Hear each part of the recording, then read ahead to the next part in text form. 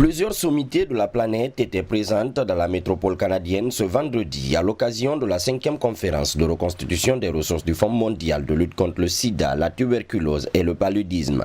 Parmi ces personnalités, le Premier ministre Mamadi Youla venu représenter le président Alpha Condé.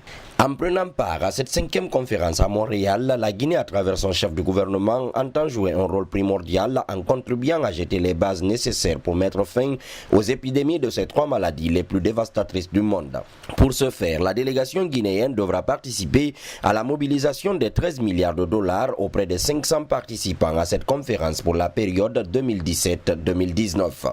Un objectif ambitieux pour renforcer et pérenniser les résultats obtenus et éliminer ces 3 pandémies d'ici 2030, soit un des objectifs du développement durable.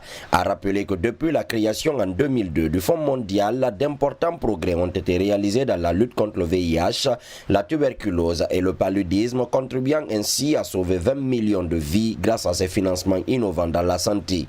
Fin 2015, le Fonds mondial avait fourni un traitement essentiel contre le VIH à 9,2 millions de personnes, soit plus de 54% de l'ensemble des personnes traitées dans le monde, et permis à 15,1 millions de personnes d'être diagnostiquées et traitées contre la tuberculose. Grâce à ce fonds, la Guinée a bénéficié d'une partie considérable des 659 millions de moustiquaires qui ont été distribués par les programmes antipaludiques à travers le monde. Aujourd'hui, le fonds dispose des connaissances et des outils nécessaires pour accélérer les avancées en cours et favoriser l'égalité des chances afin d'assurer à tous le droit à une vie saine.